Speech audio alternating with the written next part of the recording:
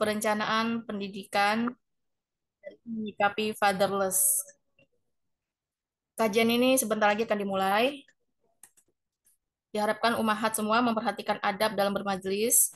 Semoga apa yang disampaikan Ustadz kita bermanfaat bagi kita semua. Allahumma inni as'aluka ilman nafi'an wa rizqan thayyiban wa amalan mutaqabbalan. Seperti biasa untuk sesi tanya jawab nanti akan dibuka setelah Ustadz menyampaikan materi. Bisa langsung dengan raise hand atau lewat chat umahat. Sambil menunggu, harap bersabar. Sebentar lagi Ustadz kita akan bergabung. Insya Allah kajian akan dimulai di pukul 10. Sebentar lagi Umahat ya.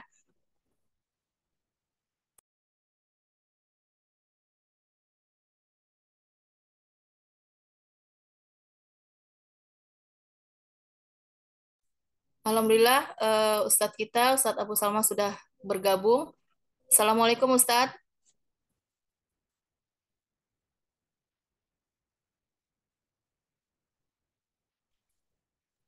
Waalaikumsalam warahmatullahi wabarakatuh.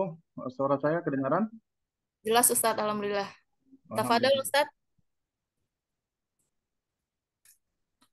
Baik. Kita mulai ya. Bismillah. Assalamualaikum warahmatullahi wabarakatuh.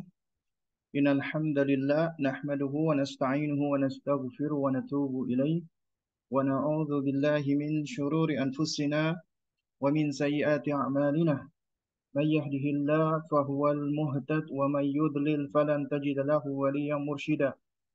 Asyhadu an la ilaha illallah وحده لا شريك له وأشهد أن محمدا عبده ورسوله لا نبي بعده أما بعد فإن أصدق الكلام كلام الله وخير الهدي هدي محمد صلى الله عليه وعلى آله وسلم وشر الأمور محدثاتها وكل محدثة بدعة وكل بدعة ضلالة وكل ضلالة في النار أما بعد. Alhamdulillah, kita bersyukur kepada Allah Azza wa Jalla di mana di pagi menjelang siang hari ini Allah Subhanahu wa taala masih memberikan kita berbagai macam nikmat. Allah izinkan kita untuk terus belajar, thalabul ilm, tafaqquh fid din, dan ini adalah taufik yang merupakan nikmat yang paling besar yang Allah karuniakan bagi hambanya. Karena tidak ada karunia dan nikmat yang Allah berikan kepada hambanya di muka bumi ini yang lebih besar, lebih agung, lebih dahsyat daripada taufiknya, hidayahnya. Karena insya Allah dengan taufik dan hidayah inilah kita akan memiliki kehidupan yang lebih bermakna, memiliki kehidupan yang lebih berarti, memiliki kehidupan yang lebih terarah. Kita tahu tujuan hidup kita tahu untuk apa kita hidup, kita tahu untuk apa kita beramal, beraktivitas, dan kita akan senantiasa mendapatkan bimbingan dari Allah di dalam setiap aktivitas kita. Meskipun berbagai macam ujian-ujian menerpa, meskipun ya gelombang badai cobaan menghadang, insya Allah dengan ilmu yang Allah karuniakan, yang merupakan taufik Allah, kita akan mampu untuk tetap tegar di dalam menghadapi kesemua itu. Bahkan dengan adanya ujian itu, kita akan lebih banyak belajar. Kita akan lebih tangguh, lebih kuat, lebih sabar, lebih tegar. Dan dengan selesainya ujian itu, kita akan menjadi sosok yang lebih baik lagi. Meskipun ujian berikutnya datang menerpa, kita akan lebih kuat kembali. Itu semua tidak lepas dari karunia Allah. Karena di sana ada manusia-manusia yang ketika diuji oleh Allah dengan ujian yang ringan, mereka sudah jatuh, terkapar, tenggelam, mereka depresi, stres, ingin mengakhiri hidupnya, merasakan bahwasanya kehidupan dunia ini semuanya adalah kesulitan semata. Kenapa? Karena hatinya kosong dari zikrullah, karena hatinya kosong dari Allah. Padahal Allah Subhanahu wa taala menciptakan hati, menciptakan qalbun tidak lain dan tidak bukan adalah untuk mengenal Allah, mencintai Allah dan untuk mengabdi kepada Allah. Dan alhamdulillah Allah berikan kita taufik yaitu berupa ya ilmu. Taufik untuk senang belajar, untuk menuntut ilmu tafaqquh fid din. Dan ini merupakan tanda kebaikan dari Allah sebagaimana yang Rasulullah sallallahu alaihi wa ala alihi wasallam Allahumma shalli wa sallim wa barik alaihi sabdakan man yuridillahu bihi khairan yufaqihu fid din. Siapa yang Allah kehendaki baginya kebaikan, Allah akan jadikan dia ngerti, paham, faqih tentang urusan agamanya. Artinya sebaliknya, apabila Allah menghendaki keburukan bagi seseorang, Allah jadikan dia nggak ngerti agama. Bodoh tentang urusan agamanya. Meskipun dia profesor, doktor, insinyur, dokter, ya dengan jabatan-jabatan, status mentereng di dunia, tapi nggak ngerti agama, maka nggak ada kebaikan sama sekali. Ya, tapi orang-orang yang tafaqquh fid din, yang faqih di dalam agama, meskipun di dunia nggak punya apa-apa, tapi dia mulia di sisi Allah dan Allah jadikan kehidupan di dunianya mendapatkan ketenangan, ketentraman, kebahagiaan dan kesejahteraan. Itu semua nggak bisa dibeli dengan uang. Nah, para akhwat dan ummahat rahimani wa rahimakumullah, di pagi menjelang siang hari ini kita insya Allah akan berbicara tentang sebagaimana flyer atau informasi yang telah disebarkan, yaitu perencanaan pendidikan dalam menyikapi fatherless. Fatherless ini waki, realita yang dialami oleh sejumlah negara, bahkan banyak negara. Tak terkecuali Indonesia. Konon katanya Indonesia menduduki peringkat ketiga ya, meskipun ada yang mengkritisi di mana bukti klaim ini. Ya ala kulli hal, ya mau peringkat ketiga, kedua, kelima, Indonesia kita bisa saksikan memang nggak lepas dari yang namanya fatherless. Kita bisa saksikan di situ banyak sekali anak-anak muda yang kehilangan sosok ayahnya. Mereka menjadi anak-anak yang gampang cemas, gampang gelisah, gampang depresi, gampang stres, kemudian mengalami gangguan-gangguan kejiwaan, gangguan emosional, bahkan gangguan seksualitas, gangguan orientasi seksual. Itu semua nggak lepas dari ya peran ayah yang hilang. Ya. Nah, terus kemudian juga ada di sisi lain, ya ada sebagian orang yang menganggap bahasan fatherless itu adalah bahasan untuk meningkatkan engage di media-media sosial. Ya dalam rangka untuk mencari materi-materi yang viral atau yang viral. Ya. Nah, kita nggak bisa pungkiri ketika hal ini viral, ini menunjukkan akan ya realita dan kesadaran sebagian dari kaum muslimin atau sebagian dari netizen, dan nggak bisa dipungkiri gitu loh.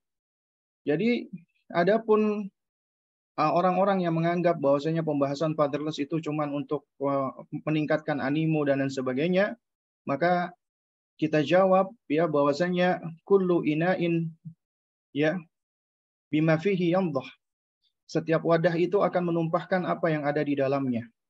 Artinya ketika ada orang punya anggapan seperti itu, maka jangan dia asumsikan orang lain juga punya anggapan yang sama dengan dirinya. Artinya ketika dia punya anggapan, ketika dia bikin konten fatherless hanya untuk meningkatkan media sosialnya dia, ya engagement di media sosial dia, maka itu ya mungkin adalah isi yang tumpah dari aktivitas dia. Tapi bukan artinya yang lain juga sama gitu loh. Karena kita nggak bisa pungkiri, fenomena fatherless ini fenomena yang waki, yang nyata, yang realita. Dan tentunya ironi dan berbahaya bagi perkembangan ya anak-anak terutama kaum muslimin. Dan suatu hal yang cukup sering, bahkan sangat sering, saya diminta ya akhir-akhir ini ngetren itu selalu minta materi fatherless ya. Mulai dari masjid, sekolahan, dan lain sebagainya. Fatherless semuanya. Ya ini menunjukkan bahwasanya bahasan fatherless ini suatu hal yang dibutuhkan sebenarnya. Nah, termasuk bahasan kita pada pagi menjelang siang hari ini. Namun di bahasan kita pada pagi hingga menjelang siang hari ini itu mungkin agak sedikit berbeda. Kita tidak akan bicara panjang lebar tentang fenomena fatherless itu sendiri. Tapi kita akan berbicara tentang planning atau perencanaan pendidikan anak, terutama bagi akhwat, terutama bagi ummahat, ya, bagi para bunda, yang mana mereka diuji oleh Allah Subhanahu wa taala dengan kejadian fatherless. Suaminya tidak hadir di dalam pendidikan. Suaminya tidak turut mendampingi di dalam mendidik atau mengasuh anaknya. Atau mungkin ada yang suaminya telah meninggal dunia. Anak tidak mendapatkan sosok father, ayah. Ya. Jadi kita mungkin akan lebih banyak bicara ke arah husbandless ya. Husbandless ya. Dan sekaligus fatherless, yaitu ketiadaan husband atau suami. Nah, sedikit kita singgung ya, fatherless itu apa sih? Ya, agar kita punya kesamaan persepsi, kita tahrirul mustalah, singkat saja. Secara bahasa, makna fatherless adalah having no father because he is dead or absent from the home. Gak punya ayah karena dia meninggal atau absen, gak hadir dari rumah. Itu secara asal fatherless.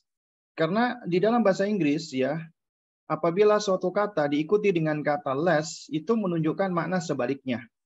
Contoh misalnya, care artinya peduli. Ketika dikasih less, careless artinya ya tidak peduli, ceroboh, nggak hati-hati. Ya.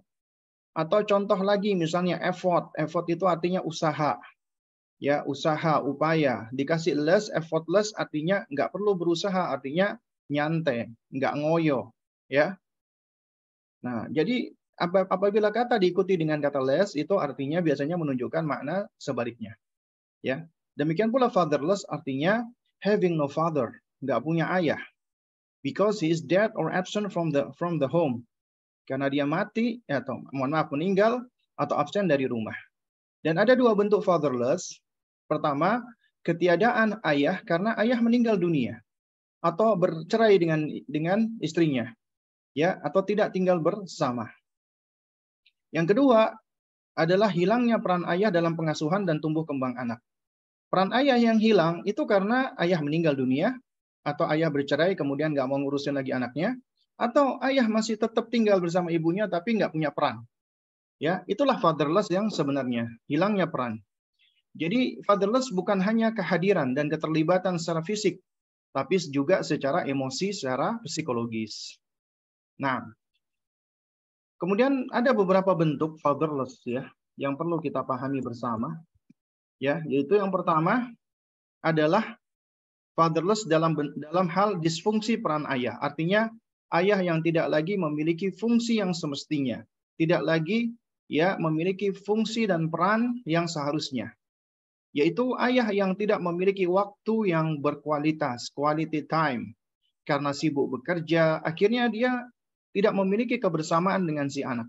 Seringkali karena mindset. Ya, mindset atau mungkin kultur, budaya, bahwasanya seorang ayah itu tugasnya cuma mencari nafkah, tugasnya cuma kerja gitu ya. Sementara ngurusin rumah, ngurusin anak adalah tugas istri. Akhirnya ayah tidak hadir di dalam pembersamaan terhadap anak, ya. Atau ayah sebenarnya punya waktu. Dia mungkin kerjanya WFH atau kerjanya bukan kerja kantoran, kerjanya mungkin bisnis ya, online, sehingga bisa kerja di rumah, waktu lapangnya banyak. Ibaratnya dia bisa memberikan quality time, tapi dia nggak akrab dengan anaknya secara psikologis, nggak dekat sama anaknya. Ini tentunya suatu hal yang buruk dan jelek. Yang kedua, ketika terjadi perceraian, ya, ketika udah bercerai, mantan istri ada, mantan suami ada, mantan anak tidak ada.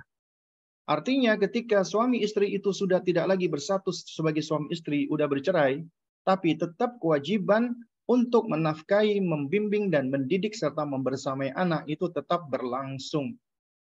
Ya. Karenanya ketika bercerai ada ayah-ayah nggak fokus lagi, nggak mau lagi mendampingi anaknya, ya, anak dari mantan istrinya. ya, anaknya dia juga. Ya, atau akhirnya anak yang menolak untuk didampingi oleh ayah karena merasa jengkel, dendam, marah akibat perceraian. Kesel dia sama ayahnya. Bisa jadi karena memang dia menyaksikan atau bisa jadi karena ada peran ibu yang menjelek-jelekkan sang ayah. Tentunya ini suatu hal yang tidak baik. Atau ketiga, terjadi kematian. Sang ayah meninggal sehingga anak tidak mendapatkan figur atau peran ayah atas kematian dari ayahnya. Ini semua adalah bentuk fatherless. Tapi yang paling parah adalah disfungsi peran ayah. Ayah ada, tapi wujuduhu ka'adamihi. Ada nggak adanya sama aja, ya. Itu yang paling berbahaya. Bahkan ini termasuk bentuk dari ayah-ayah yang pengkhianat. Ayah-ayah yang khan, yang suka berkhianat. Ya, waliyadzubillah. Nah, oleh karenanya, bagaimana cara menfungsikan kembali peran ayah? Ya, jadi perlu yang namanya refungsionalisasi, ya, bahasa kerennya begitu katanya, ya. Kita perlu menfungsikan kembali, ya, father's role, ya, peran ayah. Yaitu bagaimana caranya? Ya, ini untuk yang bukan meninggal dunia, ya. Karena kalau meninggal dunia itu memang suatu hal yang apa ya? Memang ya udah nggak bisa diubah karena sudah meninggal dunia, ya. Jadi satu-satunya solusi adalah apa? Adalah harus menghadirkan ketika ya ayahnya sudah meninggal. Nah, tapi ini kita bicara tentang ayah itu masih hidup, masih ada, tapi nggak mau turut serta di dalam pengasuhan. Mereka cenderung mengabaikan, melakukan pengabaian kepada anak. Itu banyak faktor sebenarnya. Karena mindset yang keliru, kultur atau budaya, karena egois, atau yang semisalnya.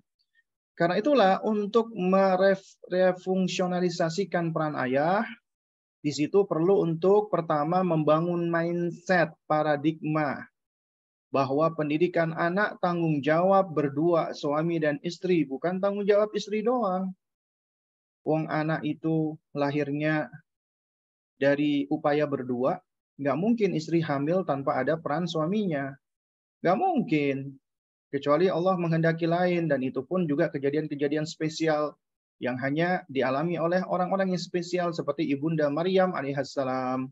Adapun kita, apa spesialnya? Ya, artinya ketika wanita hamil maka pasti ada yang menghamili. Ya, dan yang menghamili dalam keluarga dari istri tentunya suaminya. Ya. Dan kehamilan itu maka menjadi amanat bagi keduanya. Allah amanatkan kepada ibu mengandung, nanti melahirkan dan menyusui, ayah bertugas untuk memelihara, menjaga istrinya agar bisa ya mengandung, melahirkan dan menyusui dengan baik. Karenanya harus dibangun mindset. Pendidikan itu tanggung jawab bersama, tanggung jawab berdua, bukan tanggung jawab salah satunya. Itu mindset yang keliru. Kemudian yang kedua, hendaknya para ayah, para suami menumbuhkan ikhlas di dalam hati dan ketulusan jiwa bahwa di dalam pendidikan, pengasuhan, bimbingan, parenting ya terhadap anak itu sejatinya adalah ibadah. Karena itu bagian dari ad-da'watu ilallah, dakwah mengajak kepada Allah. Pendidikan itu ibadah. Maka harus hadirkan ikhlas di dalam hati. Di dalamnya penuh dengan ya ujian dan cobaan, upaya, semangat, ya dan ilmu. Karenanya harus menumbuhkan keikhlasan hati. Kemudian hendaknya para ayah membekali diri dengan ilmu pengasuhan dan pendidikan yang sesuai dengan Islam, yang berlandaskan Al-Quran dan Sunnah. Kemudian juga sesuai dengan apa yang dipraktekkan oleh para salafun saleh, dan boleh juga mengambil dari konsep-konsep praktikal, teknikal dari orang-orang yang berpengalaman atau dari hasil riset dan penelitian yang objektif dan ilmiah, meskipun berangkat dari orang kafir. Asalkan tidak menyelisihi Islam, tidak menyelisihi kaidah Islam, maka boleh kita mengambil ya konsep-konsep teknis atau praktis dari modern parenting, ya, asalkan itu pertama ilmiah, ya, artinya suatu hal yang berangkat dari hasil riset dan penelitian. Atau yang kedua, suatu hal yang berangkat dari tajribah, pengalaman, experience, pengalaman orang-orang ketika melakukan hal tersebut dan mendapatkan kesuksesan, ya. Dan yang ketiga, itu semua adalah hal-hal yang sifatnya teknis, bukan bersifat kaidah. Kaidah kita kembalikan kepada agama, ya. Nah, jadi harus belajar tentang ilmu pengasuhan atau ilmu parenting. Kemudian hendaknya berbagi peran dan tanggung jawab dengan istri. Ya, harus ngerti tentang perannya, tanggung jawabnya, kemudian saling mengisi peran. Karena peran suami, tanggung jawab suami berbeda dengan peran dan tanggung jawab istri. Kemudian hendaknya meluangkan waktu, bukan sekedar mencari waktu luang. Ya, karena waktu yang Anda miliki itu anak punya hak dari waktu tersebut untuk Anda bersamai, Anda didik, Anda nasihati, ya, Anda bermain dengannya. Jadi waktu Anda itu bukan sekedar Anda habiskan untuk diri Anda, itu orang tua egois, itu ayah yang egois. Juga bukan mencari-cari waktu luang, tapi harus meluangkan waktu. Beda ya mencari waktu luang dengan meluangkan waktu. Mencari waktu luang itu berarti dia tidak menjadikan, ya, membersamai anak itu sebagai prioritas. Tapi meluangkan waktu, dia jadikan membersamai anak itu sebagai prioritas sehingga dia akan berusaha untuk meluangkan waktunya. Kemudian ketika meluangkan waktu, berikan quality time, bukan cuma sekedar quantity. Ya, karena quality time itulah yang lebih bermanfaat. Itu ada konsep namanya GEM, Genuine Encounter Moment. Ya, ada penelitian yang dilakukan, ya, di US Amerika terhadap orang tua pekerja, orang tua berkarir, ya, dan orang tua yang nggak bekerja, artinya mungkin kerja tapi lebih banyak waktunya di rumah. Ternyata orang tua yang memberikan perhatian kepada anaknya hanya 15 menit saja dalam sehari, tapi itu quality time, mereka sebut dengan genuine encounter moment, ya. Genuine encounter moment yaitu momen pertemuan yang genuine, yang asli. Artinya, ya, kita di situ benar-benar fokus, kita taruh handphone kita, buku kita, semua hal-hal yang berkaitan dengan urusan-urusan kerjaan atau yang semisalnya kita letakkan, kemudian kita fokus bersama, bermain dan membersamai anak kita, ya. Nah, jadi bermain dan membersamai anak kita. Nah, Toib. Ini kenapa ini? Apa suara saya nggak jelas kah? Tes 1 2 3. Ya, nah. Jelas, Ustadz. Oh, baik, jelas. Karena ada informasi kok suaranya kok nggak jelas. Nah, jadi hendaknya seorang ayah itu meluangkan waktu, ya, bukan cuma sekedar mencari waktu luang. Jadi penelitian, ya, GEM ini 15 menit saja waktu yang diberikan orang tua, ya, tapi rutin setiap hari, itu ternyata, ya, pengaruhnya secara psikis, psikologis, secara kognitif, secara emosi, dan lain sebagainya lebih baik daripada orang tua yang membersamai anak, ya, hampir di setiap waktunya, tapi ternyata mereka tidak memberikan quality time. Sibuk dengan masing-masing. Jadi cuma hadir secara fisik, tapi tidak hadir dalam hal perhatian. Ya. Maka itu lebih baik yang berkualitas tadi. Apalagi kalau waktu kualitasnya lebih panjang. Nah, jadi memberikan waktu quality time, bukan sekedar quantity. Ya. Kemudian juga hendaknya para ayah belajar untuk berkomunikasi dan berinteraksi dengan anak. Karena di dalam berbicara dengan anak-anak itu perlu metode, perlu cara, teknik yang nggak sama ya, yang berbeda tentunya antara anak laki-laki dan anak, maksud saya antara anak yang kecil dengan anak yang misalnya anak umur 3 tahun, 5 tahun, 9 tahun, 12 tahun gitu ya. Sebentar ya, sebentar.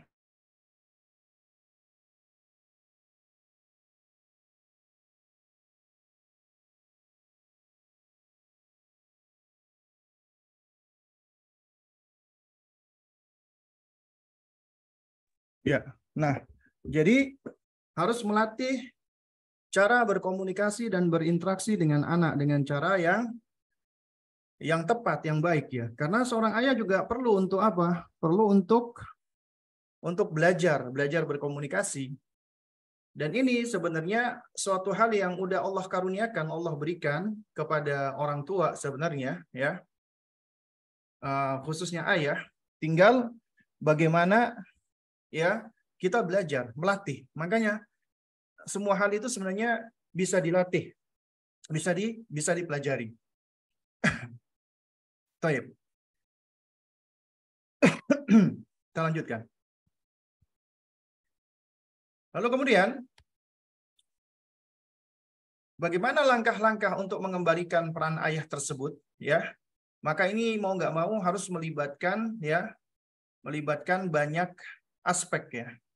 Di antara yang pertama, membangun kesadaran umum tentang urgensi atau pentingnya peran ayah dengan cara menggalakkan program-program pendidikan, kampanye sosial, seminar-seminar parenting, kajian-kajian parenting Islam seperti ini. Ya, dan juga bisa menyebarkan pesan-pesan positif nih bagi yang punya media-media sosial, pesan-pesan inspiratif tentang peran ayah ya. Juga di antaranya yang baik itu ada sebagian komunitas mereka sampai nyewa banner, bikin baliho di jalan, itu bikin kalimat-kalimat inspiratif yang menunjukkan tentang pentingnya peran ayah di dalam pengasuhan dan pendidikan. Ya. Nah, itu hal-hal yang sebenarnya bisa sedikit banyak menggugah dengan izin Allah Subhanahu wa taala. Ya.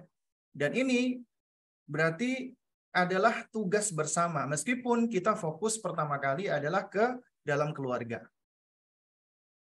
Kemudian juga bisa menguatkan peran ayah melalui sekolah, madrasah, pondok. Dan sekolah perlu untuk membuat program-program dan aktivitas-aktivitas yang melibatkan ayah, agar ayah berpartisipasi di dalam sejumlah aktivitas atau proyek. Jadi memberikan kesempatan kepada ayah untuk misalnya menjadi volunteer, sukarelawan untuk acara ekstrakurikuler, atau acara tematik ya, atau acara sehari bersama ayah atau yang semisalnya ya. Jadi ini diantara hal-hal yang cukup memberikan manfaat. Kemudian juga hendaknya dari pemerintah ya itu bisa juga turut galak melakukan program-program pendidikan dan pelatihan. Jadi pemerintah dan lembaga pendidikan itu bisa menyediakan program-program pendidikan dan pelatihan khusus bagi ayah yang mencakup keterampilan parenting yang efektif dan strategi komunikasi yang baik. Artinya di sini pemerintah, institusi, lembaga, termasuk lembaga pendidikan atau komunitas, ketika mereka membuat ya semacam pelatihan, daurah, seminar, akademi, ya untuk orang tua, untuk ibu, untuk ayah, itu suatu hal yang baik ya. Dan ini juga bisa menjadi salah satu sebab langkah-langkah di dalam mengembalikan peran ayah, membangun kesadaran. Kemudian juga ya syukur-syukur kalau ada kebijakan dukungan dari pemerintah, ya, yaitu yang mendukung keterlibatan ayah di dalam keluarga. Nah, misalnya dari pemerintah ya dan juga perusahaan itu memberikan adanya kebijakan cuti ya bagi ayah ketika ada acara-acara ya di sekolahnya atau acara-acara yang melibatkan anak. Ya, kemudian diizinkan untuk cuti. Kenapa? Karena ya biar bagaimanapun juga anak itu adalah aset negara. Ya. Sehingga dalam hal ini tentunya pemerintah dan juga perusahaan ya itu harus menyadari apabila si ayah ini adalah aset bagi perusahaannya, maka tentunya anaknya juga aset. Ya, karena apabila anaknya baik, maka insya Allah ya sang ayah ini juga akan baik ya. Jadi dari sisi produktivitasnya itu juga ya diharapkan juga akan baik.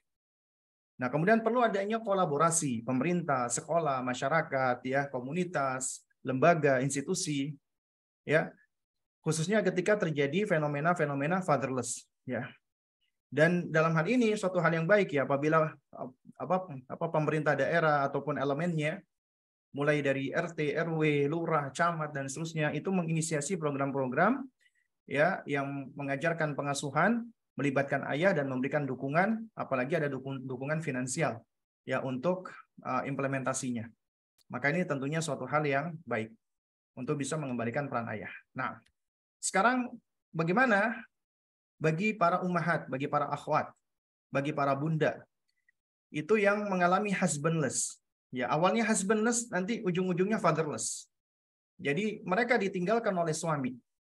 Suaminya mungkin ada, nggak bercerai, tapi nggak mau menaruh perhatian, nggak mau ikut mendidik anak. Suaminya egois. Allah uji dengan suami seperti ini. Ya, lalu apa yang harus dilakukan oleh istri? Ya, dalam hal ini. Nah, ini ada beberapa langkah ya. Dan kita bicara di sini ya fokus kita bukan menghadapi suami ya, tapi bagaimana kita tetap berusaha untuk mendidik anak kita agar anak kita itu tetap mendapatkan figur seorang ayah. Nah, juga termasuk bagi wanita-wanita yang diceraikan misalnya atau suaminya meninggal dunia ya. Yang pertama adalah kunci dari kesemuanya ini bangun pondasi kekuatan jiwa Anda. Ya, bangun pondasi kekuatan jiwa Anda. Sebagai manusia, Allah sudah berikan Anda kekuatan, tapi kekuatan Anda terbatas. Dan kekuatan Anda itu memiliki sebab-sebab agar Anda bisa semakin kuat atau malah semakin lemah. Dan kekuatan itu memiliki pondasi. Sebagaimana bangunan, ya, bangunan itu biasanya semakin kuat apabila pondasinya semakin menancap kuat.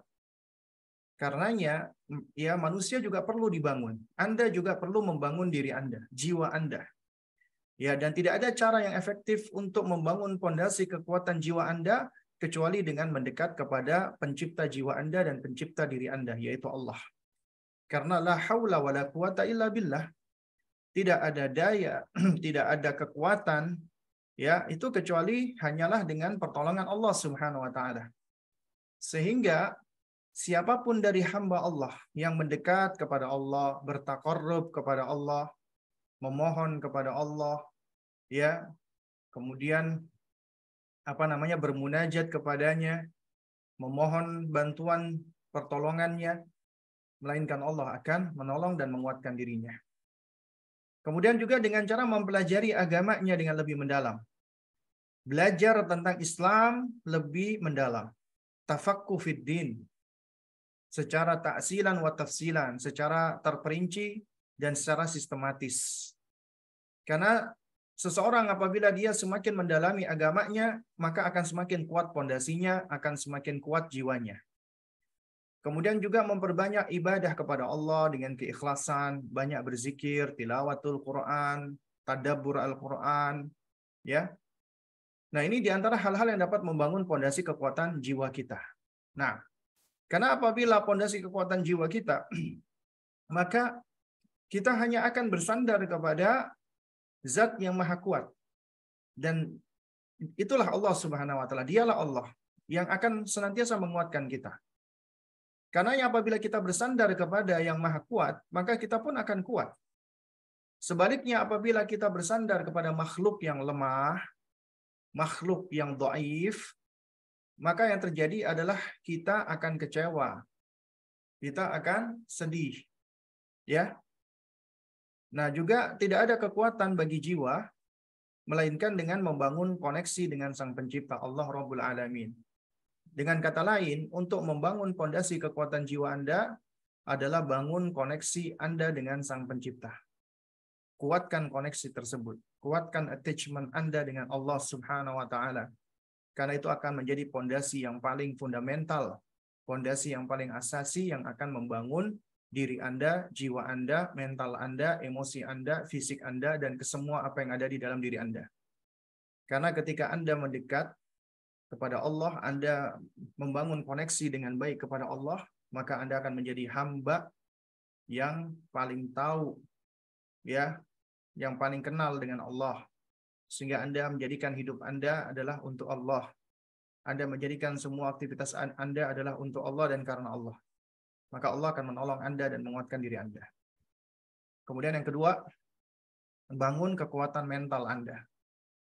Ya, betapa banyak manusia mungkin tampak fisiknya kuat, badannya segar, tapi ternyata dia memiliki mental yang loyo, yang lemah, gampang depresi, gampang stres, gampang frustasi. Ya, intinya meskipun tubuhnya kelihatan sehat, tapi ternyata gampang depresi.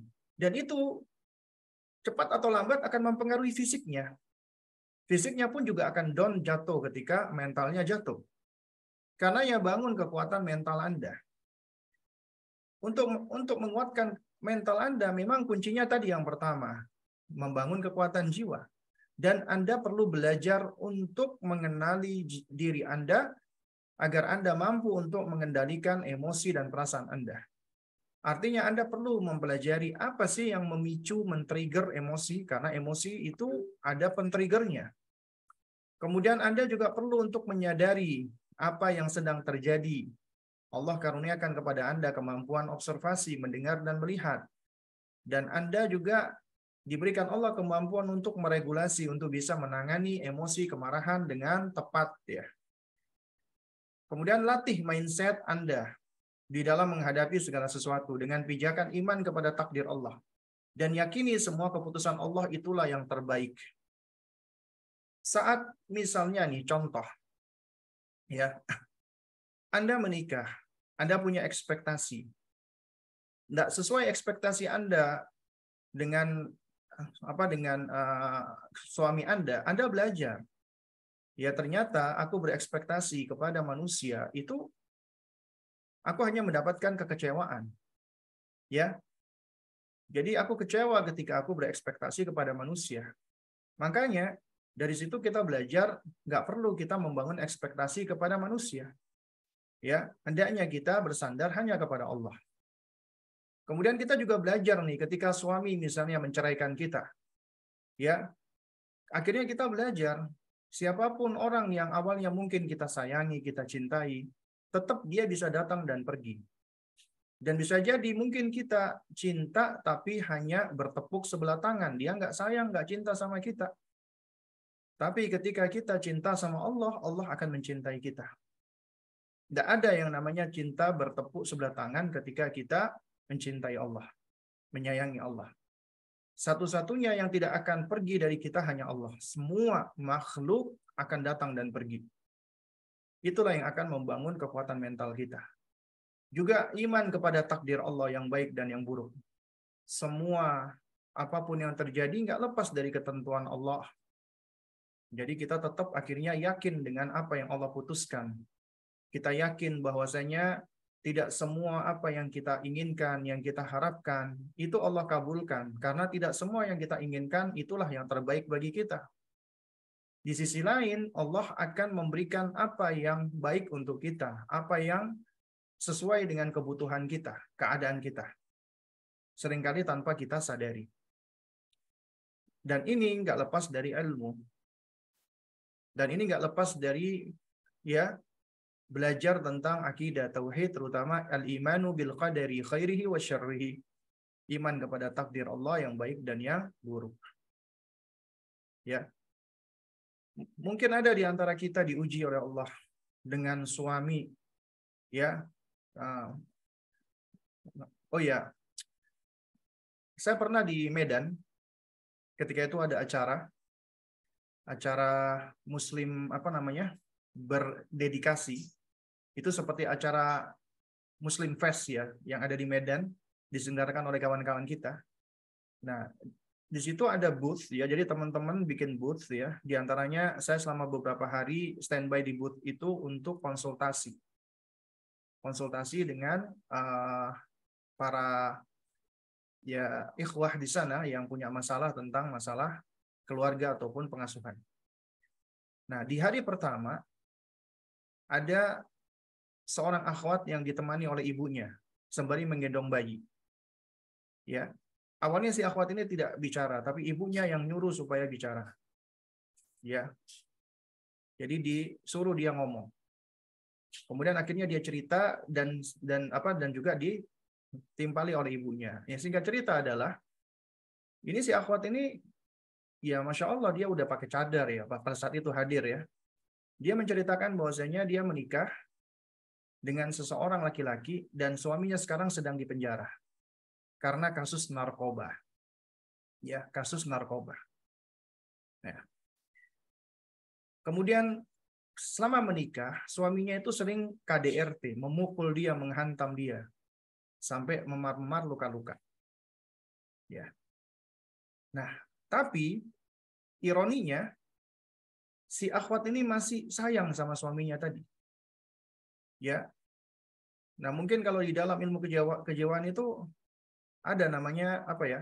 Semacam adanya muncul trauma yang menjadikan cinta kepada orang yang menyakiti dirinya. Saya lupa istilahnya. Nah, ibunya ini sampai gemes. Jadi dia sudah bilang, ya gugat cerai saja suamimu, karena udah nggak ada manfaatnya gitu loh.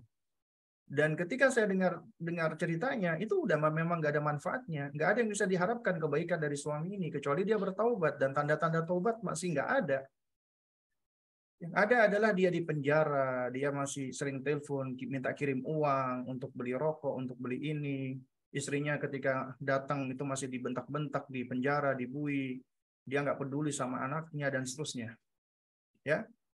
Nah, kemudian ketika saya tanya, apa yang menyebabkan Anti masih tetap ingin bertahan dengan suami yang seperti itu? Dia nggak bisa jawab. Cuman dia merasa bahwasanya dirinya itu kasihan, simpati, berat untuk meninggalkan suaminya. Nah, kemudian ya nggak setelah diskusi beberapa waktu dan kemudian disampaikan oleh ibunya bilang, Ustadz tolong nasihatin anak saya ini Ustadz. Ya. Nah, jadi singkat cerita adalah apa? Singkat cerita, ternyata saya menduga si akhwat ini dia adalah dalam kondisi yang nggak bisa menghargai dirinya sendiri. Dia kurang bisa menghargai dirinya sendiri. Ya. Sehingga dia nggak begitu memperhatikan ketika dirinya disakiti secara fisik, ya, secara mental, di abuse. Akhirnya dia nggak begitu memperhatikan. Dia seakan-akan kayak saya ridho, saya ikhlas. Itu bukan ridho dan ikhlas ketika disakiti seperti itu. Karena tubuh Anda, saya sampaikan, tubuh Anti punya hak. Anti itu punya hak yang Allah berikan yang harus dijaga. Baik itu hati, mental, dan seterusnya. Ya. Nah, jadi maksud saya di sini adalah apa? Ini adalah salah satu, ya sepertinya gangguan mental.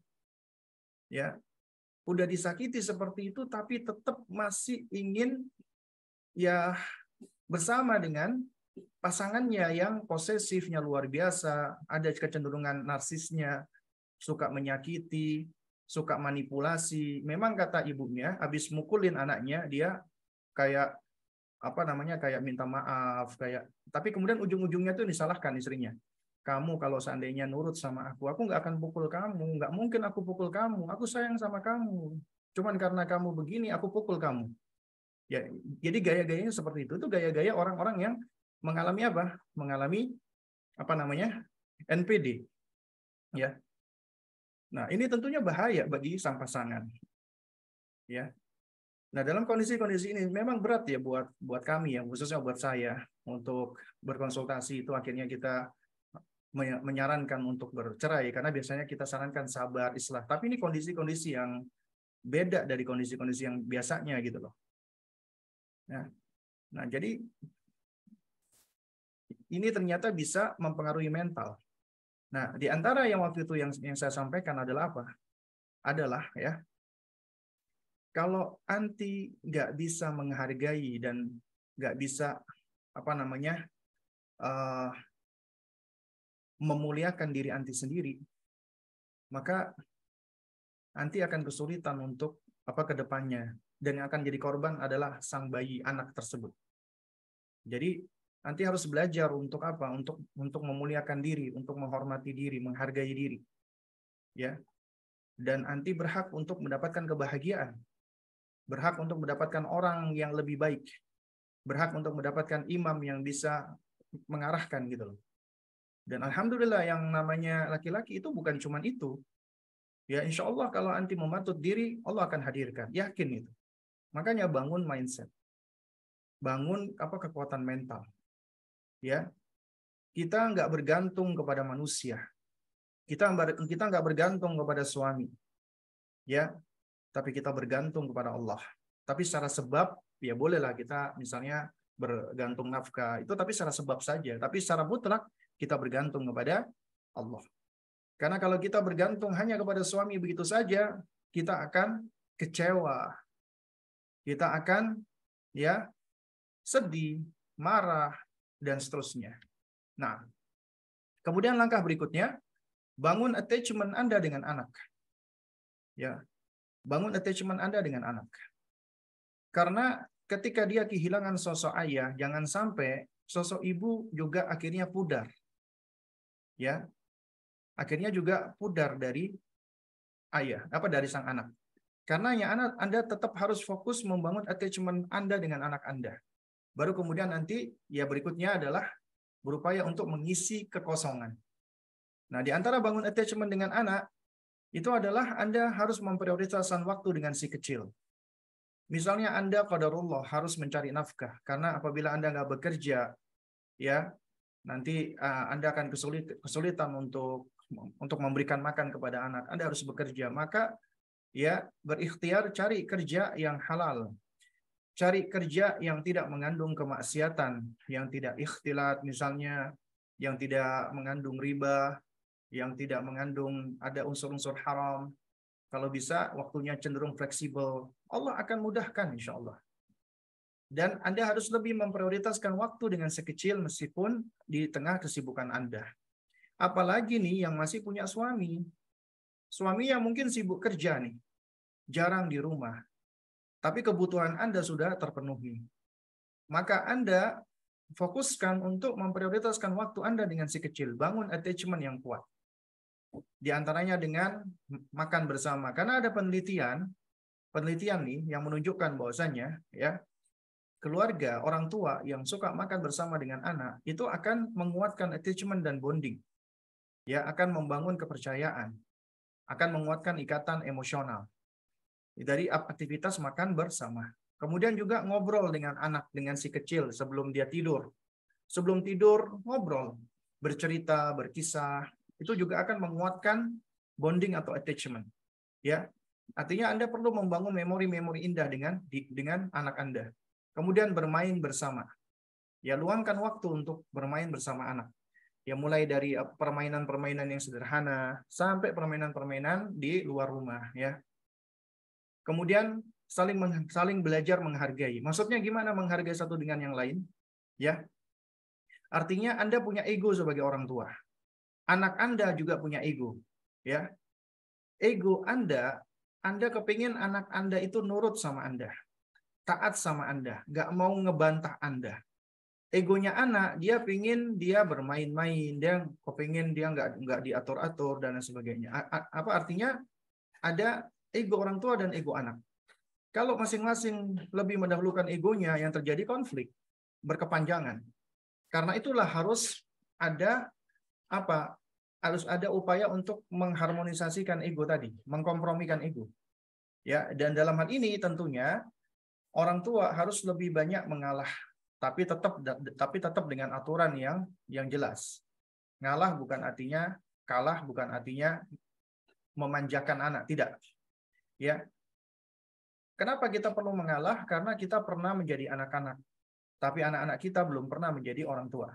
Sehingga kita seharusnya lebih bisa memahami mereka.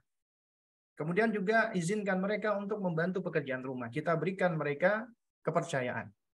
Ingat ya, bedakan antara Anda nyuruh mereka untuk melakukan pekerjaan rumah dengan Anda izinkan mereka, berikan kepercayaan untuk melakukan pekerjaan rumah. Beda. Meskipun sama-sama aktivitasnya sama nih, bersihkan kamar misalnya, merapikan tempat tidur, sama aktivitasnya, tapi ya itu meskipun aktivitas sama, tapi kalau caranya, pendekatannya berbeda, maka juga hasilnya berbeda. Ibu yang cuma nyuruh anak, sekedar nyuruh merintah, dengan ibu yang memberikan kepercayaan, ya. Kalau nyuruh cuma sekedar nyuruh, tapi kalau memberikan kepercayaan, berarti dia dihasung, dibesarkan hatinya. Ya, nak, kamu mau nggak nak, kamu apa namanya, nolongin ibu misalnya. Nah, ya, artinya dia melakukan pekerjaannya itu memang uh, kita didik untuk berangkat dari inisiatifnya dia, dari mubadarah, ya. Jadi dia merasa dia dihargai dan dipercayai oleh orang tuanya. Jadi pekerjaan itu bukan suatu hal yang menghimpit dia atau menekan dia, bukan. Kemudian banyak memeluk ya si anak tadi, si kecil tadi, mengecup dia, membelai dia, tunjukkan kasih sayang. Dan kemudian tunjukkan rasa cinta setiap hari, di antaranya selain dengan ini ya, dengan gestur, dengan perbuatan, dengan pelukan, dengan sentuhan, juga dengan ucapan. Ya, karena ada penelitian yang menunjukkan orang tua yang setiap hari mengucapkan kata, ya, Umi sayang sama kamu nak, Umi cinta sama kamu, setiap pagi dan setiap malam, itu akan menguatkan attachment dan bonding anak dengan orang tuanya. Ya, dibandingkan orang tua yang jarang ngomong. Nabi SAW sendiri itu menganjurkan bahkan kepada ya seorang muslim apabila dia mencintai saudaranya, hendaknya diekspresikan dengan mengucapkan inni uhibbuka fillah. Nabi juga ketika mengajarkan Mu'adz bin Jabal doa, Nabi mengatakan, ya Mu'adz, ya inni uhibbuka fillah. Aku mencintai kamu karena Allah. Ya. Kemudian baru diajarkan doa. Doa yang dibaca setelah sholat, ya. Nah, Allahumma apa namanya? A'inni ala dzikrika wa syukrika wa husni ibadatik. Itu doa yang diajarkan kepada Mu'adz. Jadi perlu tunjukkan rasa cinta diantaranya dengan ucapan. Kemudian juga perlu berbicara tentang perasaannya. Kita tanya, nak, apa yang kamu rasain sekarang, nak? Bagaimana perasaanmu hari ini, nak? Bagaimana kamu tadi di sekolah? Ya, kita tanyakan dia perasaannya agar dia mampu mengenali perasaan dan bisa menjelaskan, bisa mengidentifikasi dan bisa mengungkapkannya. Ya, itu suatu hal yang penting. Karena apabila ada hal-hal yang nggak nyaman diungkapkan, maka akan lebih mudah untuk diselesaikan. Kemudian ciptakan memori yang indah setiap hari dengan si kecil, ya, dengan aktivitas-aktivitas yang fun, yang menyenangkan, itu untuk membangun attachment. Nah, kemudian temukan figur ayah yang lain. Ketika ayah itu hilang, maka cari figur ayah yang lain. Ya, ketika ayahnya meninggal dunia misalnya, jika ya masih memungkinkan dan insya Allah masih besar kemungkinan karena Allah menciptakan makhluknya berpasang-pasangan, ya tetap mematuk diri dan ya jika ada yang melamar misalnya, maka jika laki-laki itu baik, terima karena anak juga butuh figur ayah, ya. Namun apabila itu tidak memungkinkan, ya, jadi jika suami itu pergi dari hidup Anda, baik secara fisik maupun emosional, maka carilah figur ayah yang lain. Ya, ketika Anda misalnya belum mungkin untuk menikah lagi, maka coba cari dari kakeknya anak kita, pamannya, atau orang lain di keluarga atau di luar keluarga. Ya, tentunya upayakan dulu yang menjadi mahram kita. Ya, jadi misalnya kakeknya masih ada, ya kita bawa setiap minggu misalnya 2 kali, 3 kali, agar anak kita itu berinteraksi dengan kakeknya, agar ada sosok ayah. Ya, agar ada sosok ayah. Jika tidak memungkinkan, maka kaidahnya, ya, sesuatu, ya, apabila tidak bisa diraih seluruhnya, maka tidak ditinggalkan sebagiannya. Ya. Nah, jadi kalau misalnya kakeknya nggak ada, pamannya nggak ada, saudara laki-laki kita nggak ada sosok laki-laki dari keluarga, maka bisa dengan cara yang lain. Kita bisa contoh yang dilakukan oleh ya ibunya Anas bin Malik. Ya, afwan, ibunya Imam Malik bin Anas. Ibunya Imam Malik bin Anas. Itu beliau adalah seorang single mother. Tapi beliau ibu yang luar biasa. Imam Malik semenjak kecil itu biasa dipakaikan jubah dan imamah.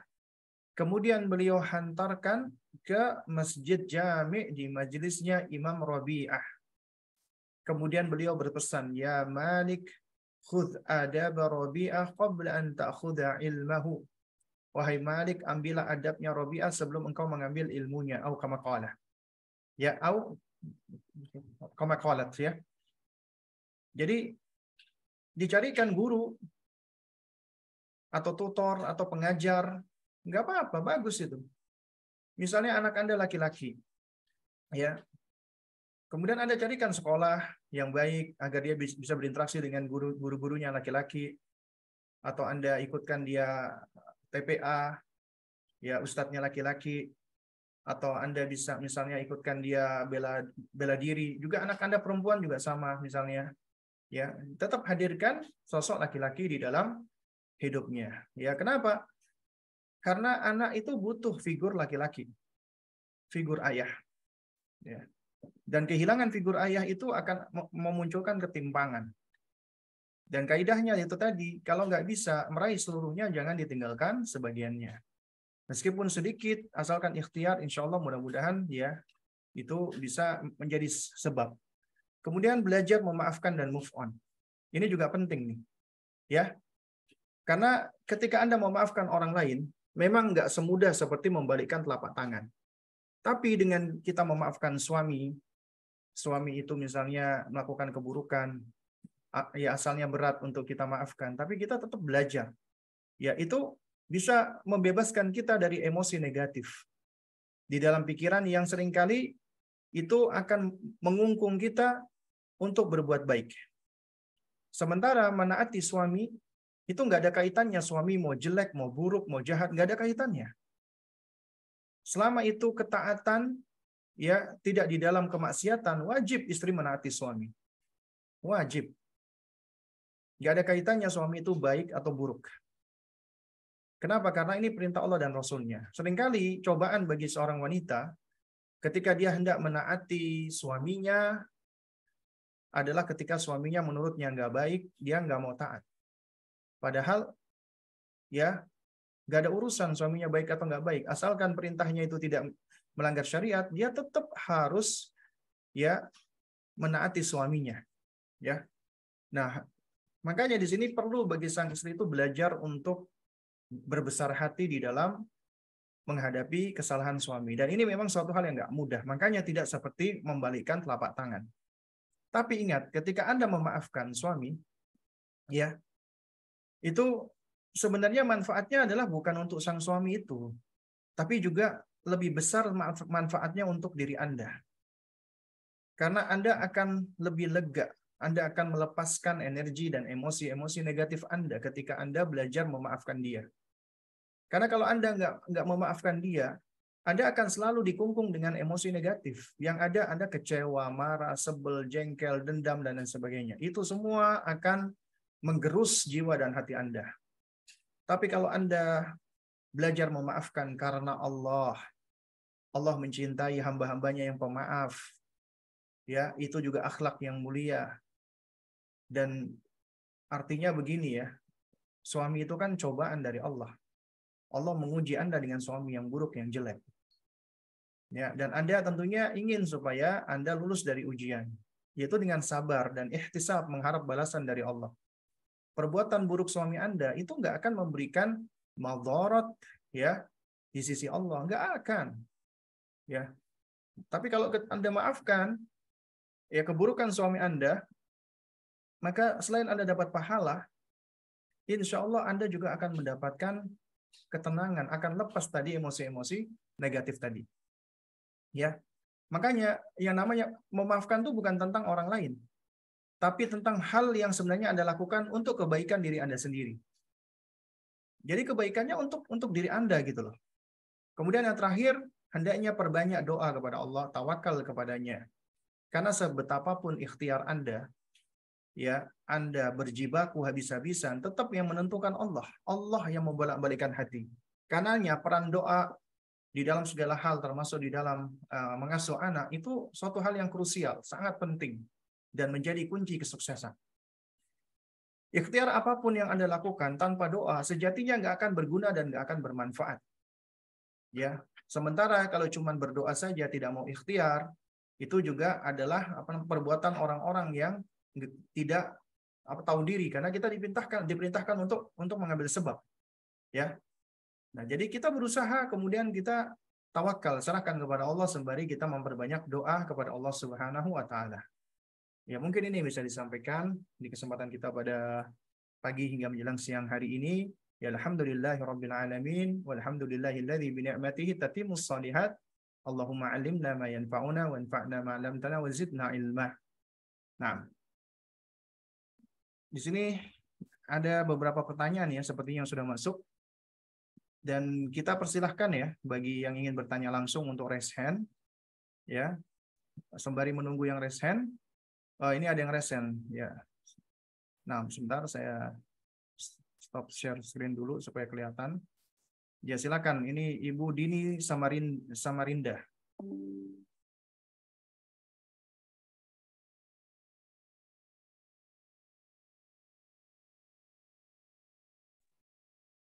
Tafadol, Bu Dini dibuka mic-nya.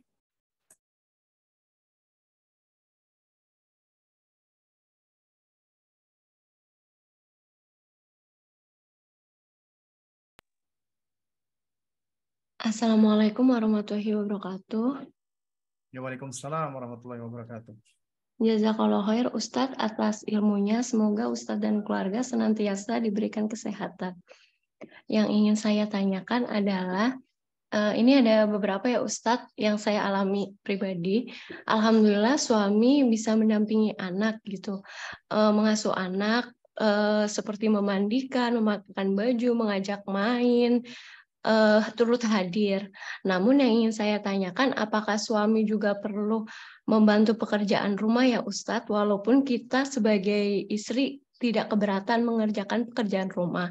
Terlebih anak saya laki-laki, apakah perlu melihat ayahnya mengerjakan rumah agar kelak dia juga bisa membantu istrinya gitu.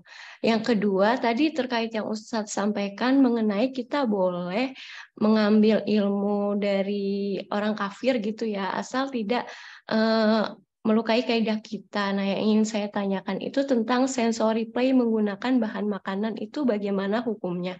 Apakah boleh kalau bahan makanan itu expired atau tetap tidak boleh? Yang ketiga ini kalau suami itu dinas ya Ustadz, misal suami saya kan dinas 2 minggu keluar kota gitu, itu bagaimana hubungan ayah dan anak gitu tetap terjaga? Apakah cukup dengan video call atau kita ceritakan kebaikan ayah kita sedang bekerja gitu? Terima kasih Ustadz. Nah, ya, tayyib ya, barakallahu fiik ya. Ini ternyata udah diborong semua pertanyaan ya. Langsung 3 ya. Biasanya kalau langsung 3 gitu seringkali lupa ya. Karena ya saya nggak baca catatan di sini ya untuk bisa untuk mengingatkan. Jadi kalau lupa tolong diingatkan. Ya, tadi pertanyaan pertama adalah ketika suami turut bermain sama anak, apakah suami perlu untuk melakukan pekerjaan domestik rumah tangga? Ya, sebenarnya yang perlu kita pahami bersama, kita kembalikan kepada mindset ya.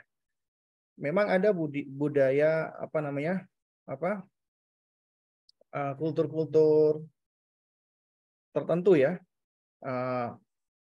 di mana laki-laki itu tidak sepatutnya untuk melakukan pekerjaan-pekerjaan rumah tangga. Ya, ini suatu hal yang tidak tepat. Karena ya contoh kita yang paling utama Rasulullah Shallallahu Alaihi Wasallam, ya ketika ibunda Aisyah radhiyallahu taala anha, ya istri Nabi SAW, ditanya tentang apa yang dilakukan oleh Rasulullah di rumahnya, maka ibunda Aisyah ya radhiyallahu taala anha mengatakan apa? Ya kana fi mihnati ahlihi. Ya beliau itu senang melakukan pekerjaan-pekerjaan ya keluarganya. Artinya Nabi itu ngesol sepatu sendiri, menjahit baju sendiri. Itu bukan pekerjaan yang berkaitan dengan gender. Artinya tugasnya perempuan, enggak gitu loh. Dan suatu hal yang baik ya ketika suami turut membantu istri di dalam aktivitas rumah tangga, nyapu, ngepel, nyuci baju, cuci piring, atau yang semisalnya. Itu tidak akan mencoreng maskulinitasnya, bahkan itu akan semakin ya menguatkan rujulah atau maskulinitas suami. Apalagi di hadapan anak laki-lakinya. Karena itu ya apabila suami mau menolong dan mau membantu istrinya, maka jangan ditolak. Ya, tapi kalau suami misalnya nggak mau, kemudian kita misalnya kecapean, kita minta tolong, Mas tolong sapuin dong Mas gitu ya. Kemudian suaminya ridho, maka alhamdulillah. Tapi kalau misalnya suaminya nggak mau, ya udah jangan dipaksa gitu. Ya, namun kita boleh untuk memberikan saran. Nah, kemudian pertanyaan yang kedua tentang sensory play dengan bahan makanan, memang ada fatwa dari para ulama dan ini udah pernah saya bahas sebenarnya ya di dalam beberapa kajian dan di dalam beberapa daurah ya, itu sudah saya jelaskan cukup rinci ya. Ya intinya adalah ya asalnya tidak sepatutnya bahan makanan itu dijadikan sebagai alat-alat bermain. Karena fatwa para ulama seperti Syekh bin Baz itu di dalamnya ada dua illah yang menyebabkan mereka melarang. Pertama adalah ihanah, al-ihanah, yaitu menghinakan makanan. Yang kedua adalah tabzir, ya membuang-buang makanan. Nah, namun kaidahnya ya ini kan ijtihad dari para ulama dan mereka mengharamkan karena ada illah, ya. Dan dikatakan bahwasanya al-hukmu ya apa namanya? Yaduru ma'a illatihi adaman wa wujudan. Hukum itu beredar mengikuti ilahnya, ada atau tidak adanya ilahnya. Artinya kalau tidak ada unsur ihana, tidak ada unsur tabzir, maka kembali ke hukum asal boleh. Karena itu, ya, apabila misalnya ada suatu makanan, entah itu beras atau tepung, itu sudah kehilangan kehilangan kualitas, sudah kehilangan fungsi, sudah tidak layak dimakan, maka dia sudah tidak lagi dikatakan sebagai makanan yang layak untuk dimakan. Karena dia sudah expired, udah kadaluarsa, udah kehilangan kualitas. Maka tentunya ya ketika digunakan untuk alat-alat permainan ya untuk anak-anak, dan anak-anak tentunya anak kecil ya, itu kan butuh safety ya. Butuh yang sesuatu yang food grade yang tidak membahayakan mereka. Ya, dan ini suatu hajah, suatu kebutuhan. Nah, sehingga apabila hajah atau kebutuhan anak-anak bermain yang membutuhkan food grade, sementara di sisi lain itu ilah untuk mengharamkan makanan itu sudah nggak ada, ya untuk ilah untuk mengharamkan menggunakan alat makanan udah nggak ada, artinya udah kehilangan fungsinya, ya maka sejatinya nggak masalah. Karena di sisi lain itu ternyata ada bahan makanan yang malah digunakan tidak untuk dimakan. Contoh madu. Itu dijadikan sebagai campuran kosmetik. Termasuk seperti susu. Juga dijadikan bahan untuk sabun. Bahkan di dalam sejumlah perusahaan makanan yang membutuhkan food grade, itu ada beberapa minyak kayak minyak kacang, ya. Itu kan minyak-minyak ini kan sejatinya kan juga termasuk bahan campuran makanan supaya food grade ya, makanan itu aman dikonsumsi dan itu suatu hajah, suatu kebutuhan, karena bahaya kalau tidak pakai food grade ya akhirnya digunakan minyak-minyak yang memang untuk makanan kayak minyak kacang itu digunakan sebagai pelumas mesin. Ini padahal dijadikan sebagai pelumas mesin. Ya, artinya ketika ada hajah-hajah tertentu seperti ini ya dan ini ada jelas maslahatnya, maka tidak masalah. Yang jadi masalah adalah apabila ada kecenderungan kita itu seperti kayak tidak menghargai makanan, menghinakan makanan, dan kita buang-buang makanan. Nah, itu yang tentunya terlarang ya. Nah, mudah-mudahan bisa dipahami. Kemudian pertanyaan yang ketiga, ketika suami lagi dinas ya alhamdulillah ketika suami nggak dinas dia mau bermain dengan anak-anak ya. Itu berarti sudah membangun attachment, ada kelekatan ya. Kemudian ketika dia lagi dinas, kita berada di suatu zaman yang Allah berikan banyak karunia, kemudahan-kemudahan dengan adanya gawai atau gadget. Gadget ini bisa menjauhkan yang dekat dan bisa mendekatkan yang jauh. Ya, tinggal kita pilih, kita mau yang dekat jadi jauh atau yang jauh jadi dekat. Nah, ketika suami kita dinas, ya bisa gunakan misalnya ada waktu-waktu yang sudah ditentukan untuk video call, sembari sang istri tetap yang menyampaikan tentang suaminya hal-hal yang baik ya, bahwasanya Abi lagi kerja sekarang ya. Ya nanti insya Allah ya kita doakan mudah-mudahan urusan Abi cepat selesai supaya kamu nanti bisa ketemu sama Abi, bisa bermain sama Abi. Kita ceritakan baik-baiknya tentang suami kita. Nah, wallahu a'lam shawab. Kemudian pertanyaan yang kedua dari Ibu Safira Ardia, silakan.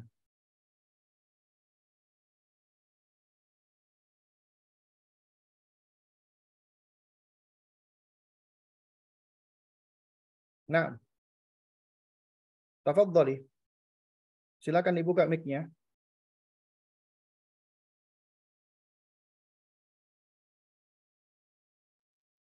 Ya, Assalamualaikum warahmatullahi wabarakatuh. Terima kasih Ustadz atas ilmunya, jazakallah khair. Semoga Ustadz dan keluarga selalu dalam lindungan Allah, amin. Ustadz, saya mau tanya, gimana cara memberitahu suami yang sulit diajak diskusi dan belajar mengenai parenting? Nah, baik. Kami sering bermain HP, membersamai anak, lalu suami juga tidak pernah memberi waktu istri untuk me time, padahal suami selalu punya waktu untuk me time sendiri. Bagaimana menyikapinya ya Ustadz? Barakallahu fiik. Baik, ya fik wa fik barakallah. Ini masalah jamak yang terjadi ya pada sejumlah akhwat ya. Allah uji mereka dengan suami-suami seperti ini. Dan Allah menguji tiap orang dengan ujian yang berbeda-beda. Ya. Dan ketika Allah menguji, Allah sudah tahu ujian itu adalah ujian yang layak untuk orang tersebut. Artinya Anda diuji dengan ujian seperti ini, ya, itu artinya Anda insya Allah dengan pertolongan Allah Anda akan sanggup untuk melewati dan melaluinya.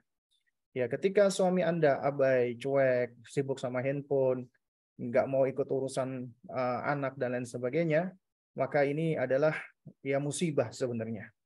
Musibah. Dan kita bangun mindset ya, sebagaimana mindset yang udah dijelaskan oleh sejumlah hadis ya. Ketika kita diuji dengan musibah, itu bukan artinya itu azab, bukan. Ya. Tapi pertama itu tanda Allah Subhanahu wa taala itu menyayangi kita loh. Karena kata Nabi SAW, Innallaha idza ahabba qauman ibtalahum. Allah apabila mencintai suatu kaum, Allah akan menguji dia. Diberikan ujian-ujian, cobaan-cobaan, musibah-musibah. Karena ketika Anda diberikan musibah, Anda akan merasa lemah, merasa butuh pertolongan, merasa gelisah, merasa sedih, merasa kecewa. Itu adalah sinyal, tanda dari Allah agar Anda kembali kepada Allah. Artinya untuk memperkuat hubungan Anda dengan Allah. Inabah kepada Allah. Kemudian juga yang kedua, ketika Anda diuji oleh Allah, itu artinya adalah tanda agar kita ya setelah kembali kepada Allah banyak bertaubat, istighfar kepada Allah. Karena kaidahnya adalah wama asobakum min musibatin fabima kasabat aidikum. Tidaklah musibah yang menimpa kamu kecuali itu karena perbuatan tangan kamu sendiri, karena kesalahan kita, karena dosa-dosa kita. Suami kita yang buruk nggak lepas dari kesalahan dan dosa kita. Seburuk-buruknya suami tetap ada peran kita. Kita yang pilih dia gitu loh. Ketika dia udah jadi suami kita, maka dia jodoh kita, baik atau buruknya. Maka kita terima dia apa adanya, bukan lagi cari-cari kepada suami ada apanya, bukan. Ya, jadi kita bangun mindset ini. Dan Allah ketika menguji kita, Allah udah berikan kita kemampuan. Ya. Dan masih banyak sebenarnya kaidah-kaidah berkaitan dengan masalah membangun mindset menghadapi ujian. Kemudian poin yang kedua, ya, ketika suami tidak mau turut campur dan lain sebagainya, ya memang suami dalam kondisi yang ya imma dia jahil, dia bodoh, dia belum tahu ilmunya, atau dia sudah tahu ilmunya tapi dia enggan untuk ikut campur, dia orang yang egois, orang yang zalim, ya, maka sabar dan doakan suami. Ya, sabar. Sabar itu kunci kesuksesan. Dan perbanyak doakan suami. Allah yang membolak-balikkan hati. Ya, kemudian yang ketiga, ya, Anda tidak akan diminta pertanggungjawaban oleh Allah tentang suami Anda. Tapi Anda diminta pertanggungjawaban oleh Allah tentang anak Anda. Sebaliknya, suami diminta pertanggungjawaban tentang Anda, istrinya, dan anaknya. Jadi apabila suami Anda bermaksiat, berdosa, melakukan perbuatan dosa, Anda nggak akan diminta pertanggungjawaban oleh Allah. Ya, Anda nggak akan diminta pertanggungjawaban. Tapi Anda akan diminta pertanggungjawaban tentang anak Anda. Karena itu fokus kepada apa yang menjadi tanggung jawab Anda. Fokus dulu. Sibukkan sama anak. Ya, jangan sibukkan dengan sesuatu yang pertama bukan menjadi tanggung jawab kita, kemudian yang kedua juga ya itu akan lebih banyak menghabiskan energi kita kalau kita sudah fokus kepada suami, fokus dulu kepada anak. Nah, kemudian yang keempat, ya, baru kita berupaya ini supaya hidayah bisa sampai kepada suami kita. Selain kita doa, maka caranya adalah ta'liful qulub, untuk membangun koneksi, melunakkan atau menawan hati suami. Dengan cara apa? Dengan cara kita semakin berbuat baik terhadap suami, semakin santun, semakin ramah, semakin melayani. Emang berat. Bagaimana sih aku bisa melayani suami yang kayak gini? Enak aja. Kerjanya cuma main handphone, kemudian kita mau baik-baikan. Ujian dari Allah memang kita nggak bisa pungkiri, dan ini berat. Ya, jadi saya katakan berat memang. Tapi disitulah letak ujian Allah, dan disitulah letak pahala Allah yang berlimpah. Karena ketika Anda ya menaati suami Anda, itu sejatinya Anda menaati Allah dan Rasul-Nya, bukan dalam rangka untuk semata-mata suami Anda, tidak.